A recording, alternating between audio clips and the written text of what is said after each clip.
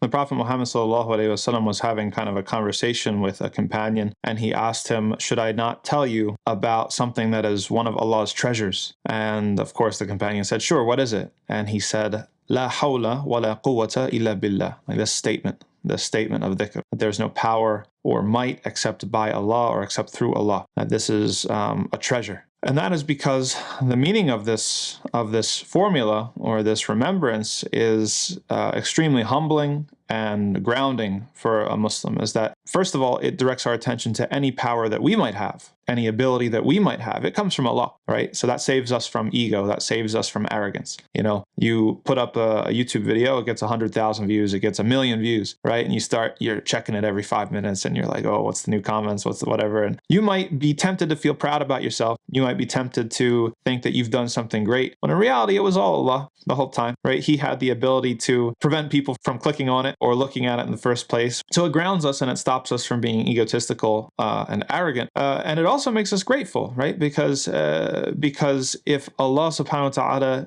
gave you the ability, then this is something that we have to be grateful for, right? Okay, several possible things could have happened. Allah subhanahu wa ta'ala decided to give you this ni'mah, this blessing, and it was through His power. So we should be grateful to Allah for that power. It also gives us hope, right? If we're in a very difficult situation, sometimes we get very, very upset and our lives are difficult because of a relationship issue. Like maybe it's our spouse, maybe it's our children, maybe it's our parents, right? We don't have approval from them, or they're kind of we're in a bad situation. And sometimes it might seem so desperate that it's just never going to change. Well, la hawla wa la quwwata illa billah. Like all power and all might belongs to Allah, and there's no power and might except for Him. And He's able to change people's hearts if He wants to. As Shaykh Abdullah used to tell us, Allah subhanahu wa ta'ala could put love in the heart of Fir'aun for baby Musa, who was going to be his downfall at the end of the day. So if you're feeling depressed, you've got a bad situation with a certain relationship you have, it's not your fault, you haven't done anything wrong. This is a test that you're going through. Allah has willed it for you. Allah can change their hearts. Allah can change their feelings towards you. Don't ever say it's impossible. No, there's no power or might except by Allah. If Allah wants it to happen, it's going to happen, even if you can't see exactly how.